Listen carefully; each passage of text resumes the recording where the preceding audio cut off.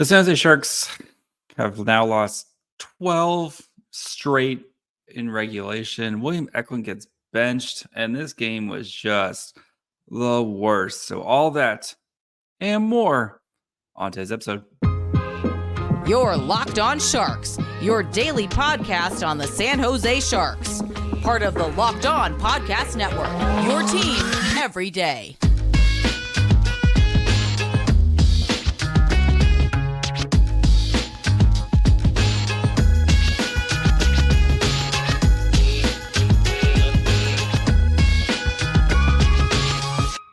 Hello, welcome to Locked On Sharks, the premier hockey podcast covering your favorite team in the Bay Area. My name is JD Young, contributor at San Jose Hockey Now. I want to thank you for making Locked On Sharks your first listen.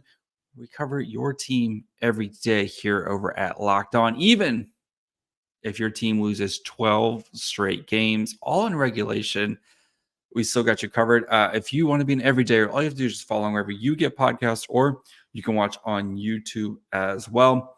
And the Sharks dropped their 12th straight, this time by a complete outclassing beatdown.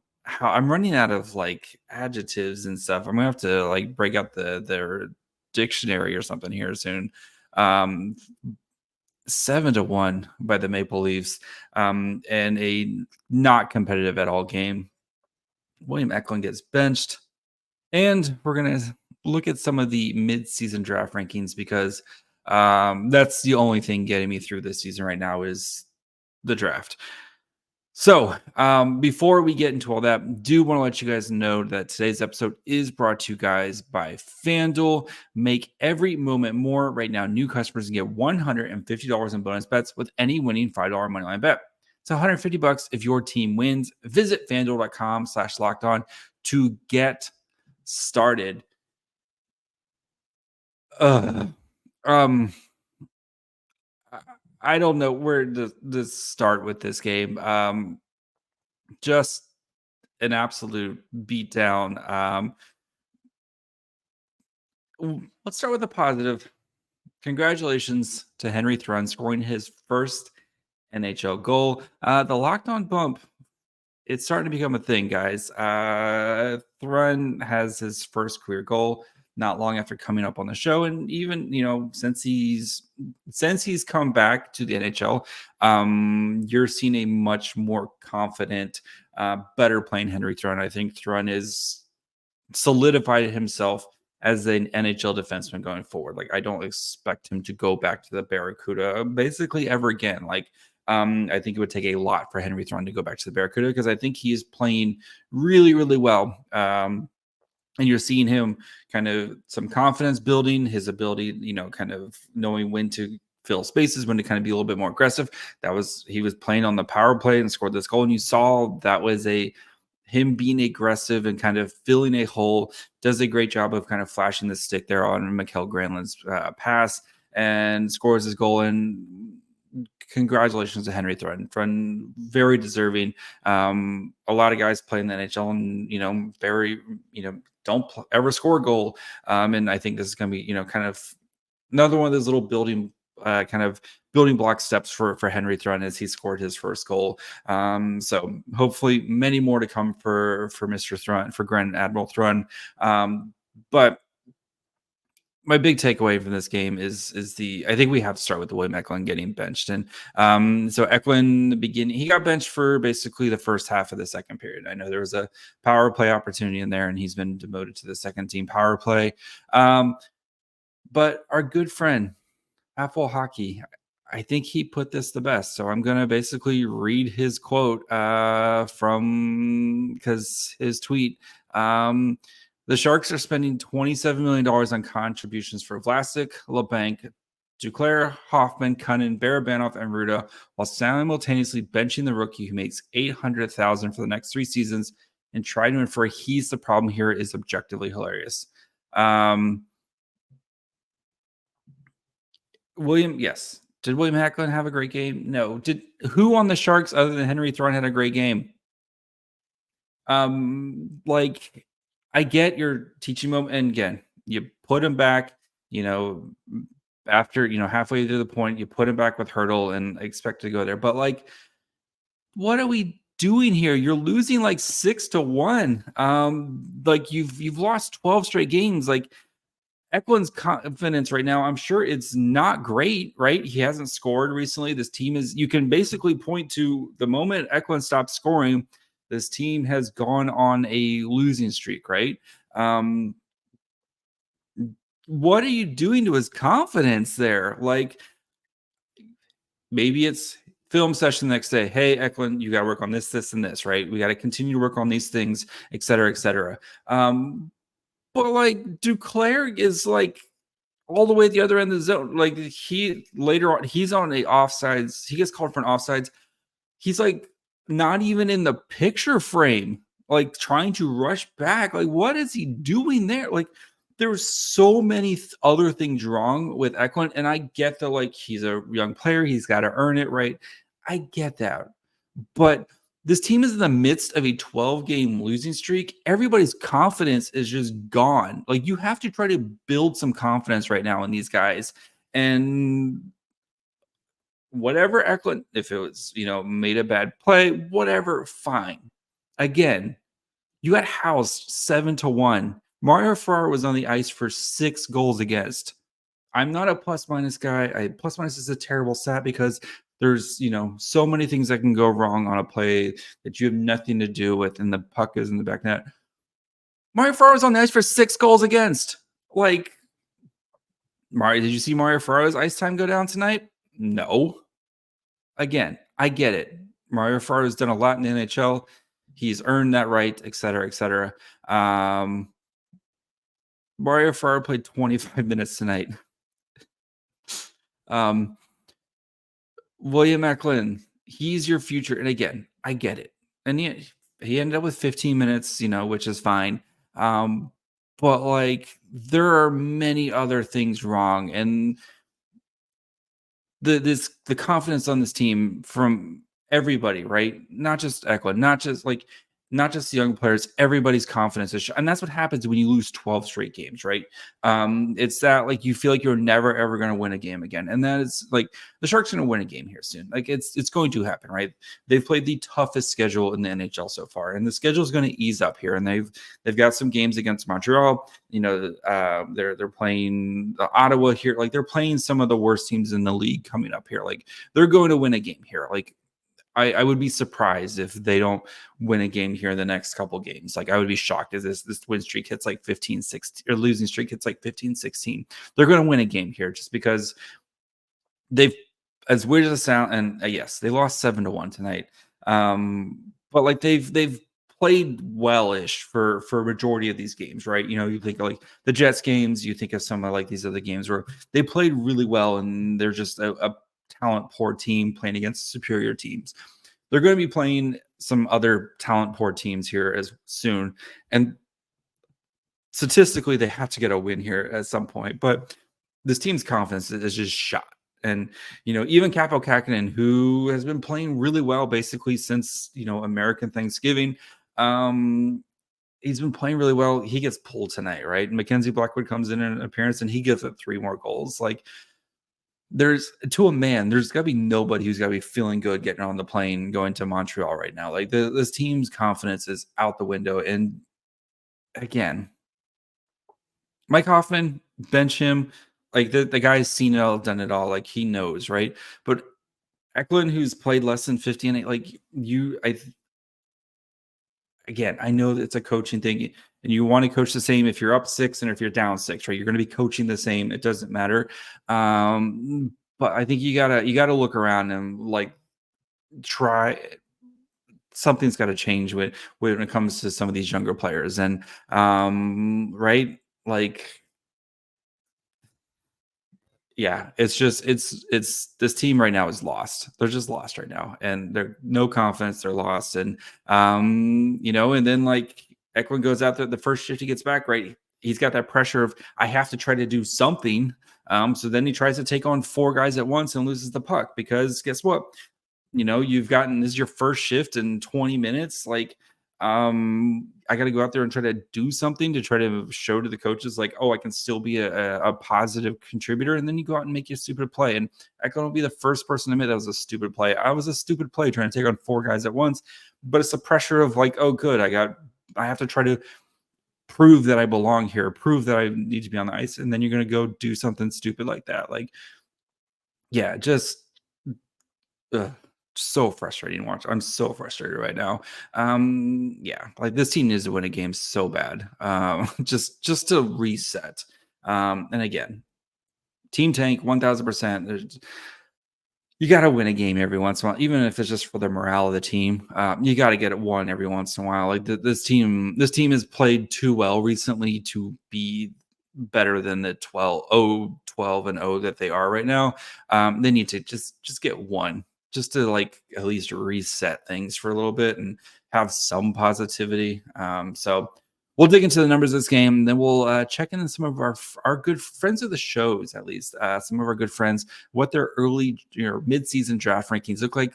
Again, I can't wait for the draft. So we'll start getting to that here all in just 1 second.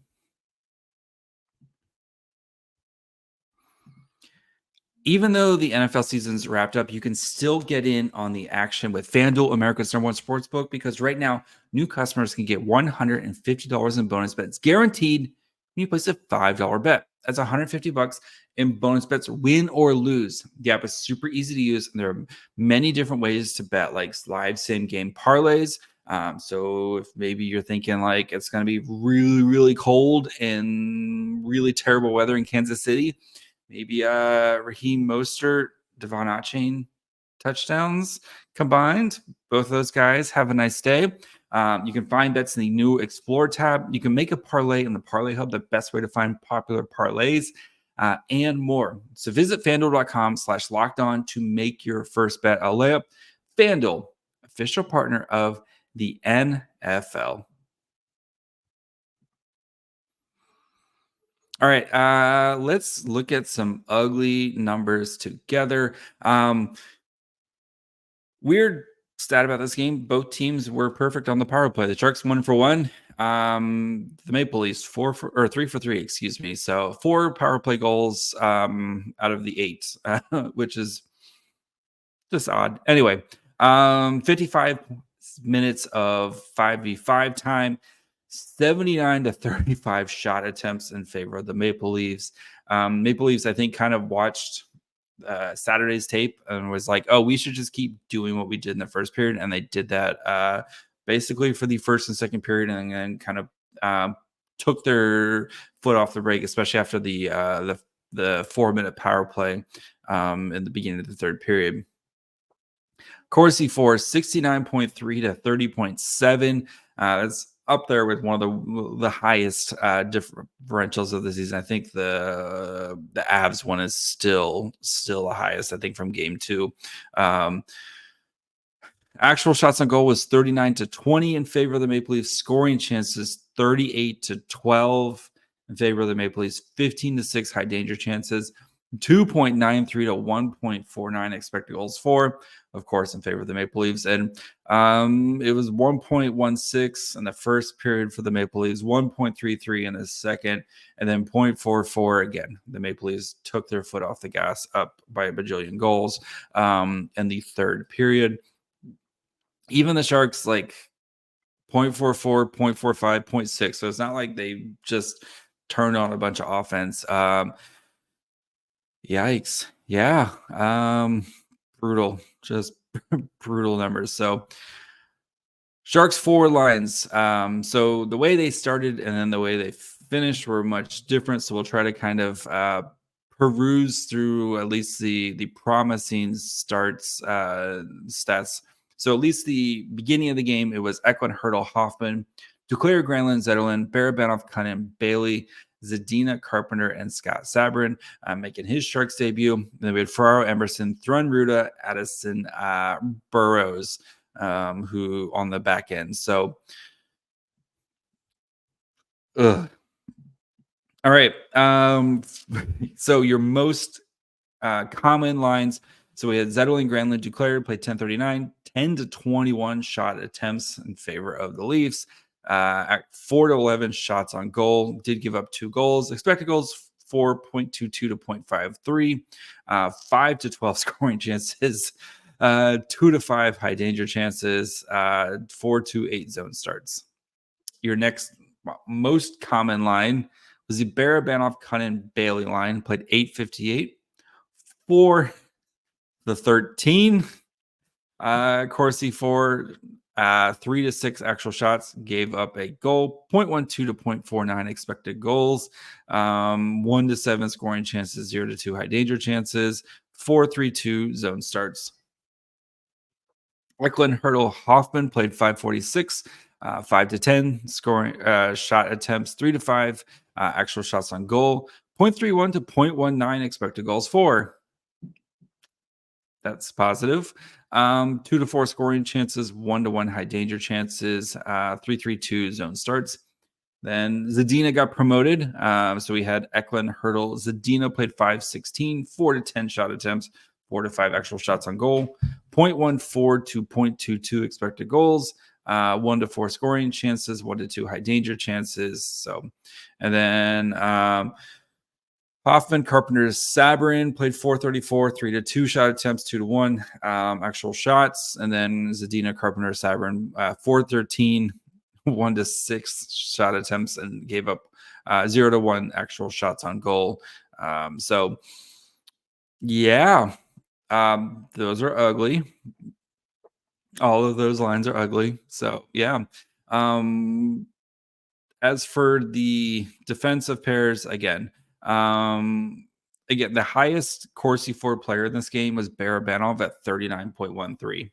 So again, Corsi 4 is your shot attempts while you're on the ice for, compared to the shot attempts while you're on the ice against, and the percentage of that. So 39. So he was the highest. Again, the Maple Leafs just completely dominated this game. Luke Cunnin, who's done nothing wrong, 16% Corsi 4. He was the worst, at least when it came to that stat. So just a brutal night from the Sharks. I won't even Capo Kakinen and Blackwood, usually I go through their stats too. It's not fair to them. Just what those guys kind of are going through night in, night out.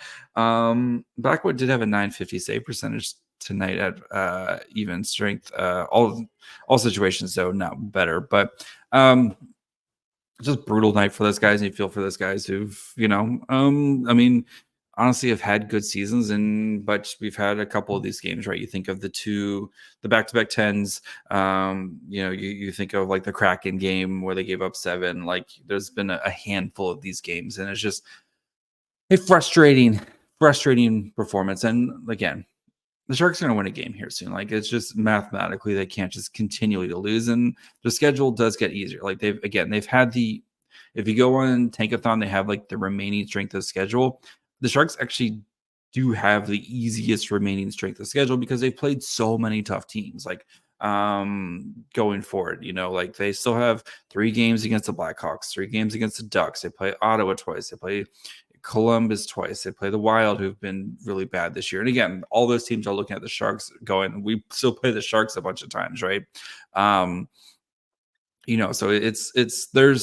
there are some winnable games here. And again, 1000% team tank. For the morale of the team, this team needs to get a win here. It's been a long time. It's been so long. Again, their last win was December 12th. We could be flirting with a full calendar month before they get their for next win, because they play again. If they lose on Thursday to Montreal, this team will have gone a full calendar month without a win. That's ridiculous. Please, a win, just one win every once in a while would be nice. So we'll talk about some fun stuff here. We'll look at some initial preliminary, kind of some mid-season rankings, draft rankings, start to get just getting to know some of these guys as we start to dip our toe into the draft season here. So we'll get to that here in just one second. I know we come to talk sports to escape all the crazy realities of real life, but we can talk about something real, but preparing for real life here just for a minute. According to the FDA, pharmacies are running out of antibiotics right in the middle of the worst flu season in over a decade. It's a holiday season. Maybe you're traveling to somewhere to celebrate with family. The last thing you want to do is be unprepared to take care of yourself or loved one if you fall ill. Jase Medical can give you the peace of mind before you even hop on a flight. The Jase case is a pack of 5 different antibiotics that treat a long list of bacterial illnesses, including UTIs, respiratory infections, sinuses, skin infections, among others. This stuff could happen to any of us. Visit jasemedical.com and complete your physician encounter. It'll be reviewed by a board-certified physician, and your medications will be dispensed by a licensed pharmacy at a fraction of the regular cost. There's never been more important to be prepared than today. So go to jasemedical.com and use code LOCKEDON to get $20 off your order. All right. Deep breath. Look ahead to some of our draft rankings. So again, these are just preliminary. Some of these were done. And so we'll be looking at our good friend, our bald hero, bald king, Tony Ferrari. So he released his draft rankings before Christmas. So this does not include what we saw at the World Juniors.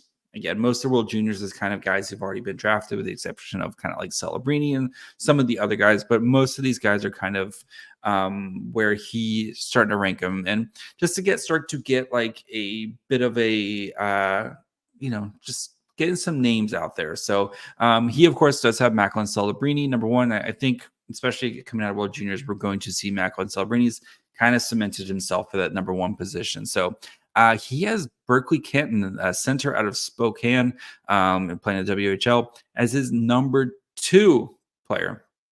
5'11", 170 pounds. He calls him Kenton is among the smartest players in this year's NHL draft. Kenton's got, at the time he wrote this, 46 points in just 30 games. He's doing it on a team with just 4 players above 17 points on the year. So he's kind of making everybody around him, like he's kind of doing a lot to kind of make other teams, the other players around him better.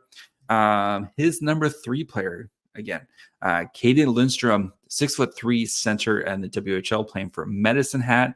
A monster with all physical gifts you could ask for from a center. Caden Lindstrom has quickly inserted himself as one of the most impressive players in the 2024 NHL draft. So, again, we will dive deeper into basically all these guys who going forward and stuff. And we'll have, if you're new to the draft or new to Locked On Sharks, I will probably put out about 30 draft profiles where I will have a podcast dedicated to one player, where I will have an expert come on and talk to me about this player. And we'll kind of do a deep dive into this one player.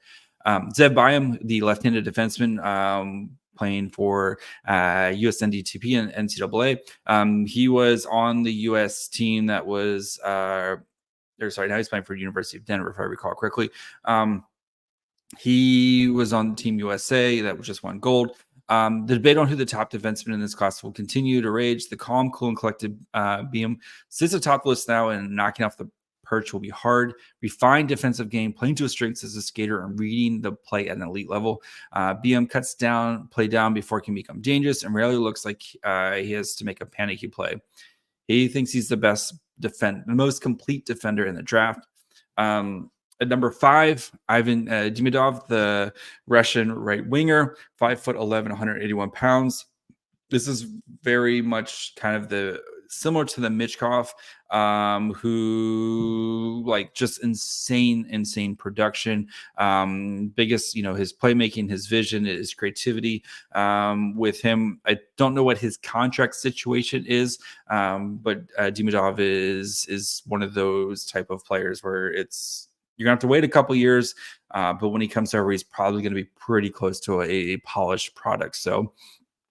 Sam Dickinson, who I've watched a few games of this year, left-handed defenseman out of London, 6'3", 204 pounds. Biggest question with Dickinson is whether he can combine his tools and refine his decision-making to meet his potential as an effective top-pair defender. He's a big boy. He's strong, good at killing plays, all that stuff. He can skates pretty well. But again, I think some of his decision-making and as he continues to kind of grow and develop. So, so that's the top 6 noted. Cole Eiserman, a lot of people kind of had number 2, I think is really starting to, fall down this year, especially because he can shoot, but what else can you do, right? That's always the big question with him. So, going over to our good friends over at Smaht Scouting, Josh, friend of the show, has been a huge supporter of me, and you guys know Josh is the best. So they did their preliminary draft rankings right around, I think, kind of pretty close to the same time. So this is their group. They have, I think they've got like 6 or 7 guys, or not guys, sorry, 6 or 7 people.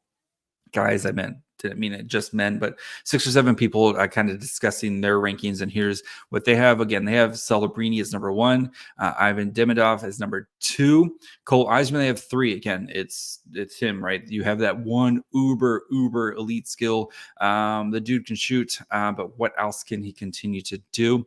Number 4, Berkeley Canton, the forward out of Spokane. Zeev Bayam, University of Denver defender. That's a fun one to say.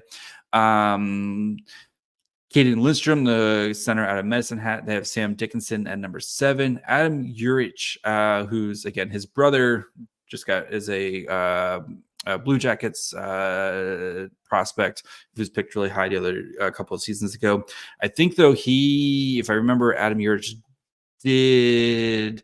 David Urich, he's playing but I think Adam Urich, I think he's like hurt and might be out for like a while, if I remember correctly. I'm pulling it up right now. I would hope so.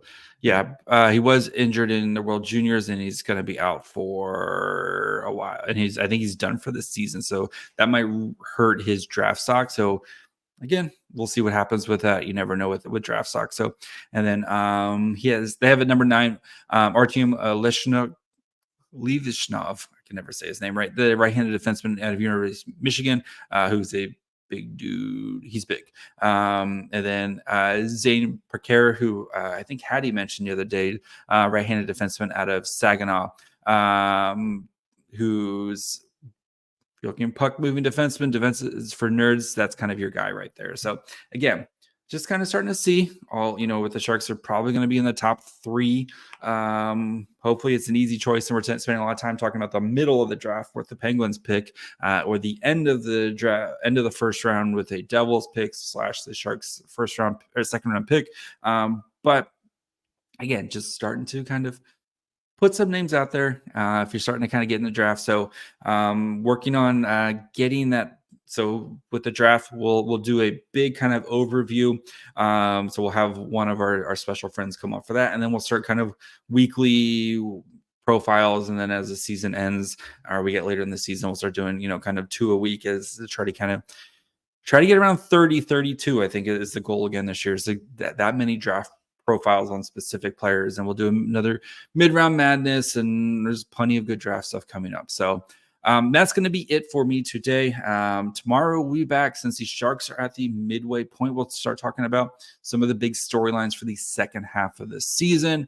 So make sure you guys are following along wherever you get podcasts, and of course you can watch on YouTube as well. You can follow the show on Twitter, Facebook, and Instagram at Locked On Sharks. You can follow me on Twitter at MyFryHole. Until tomorrow, bye, friends.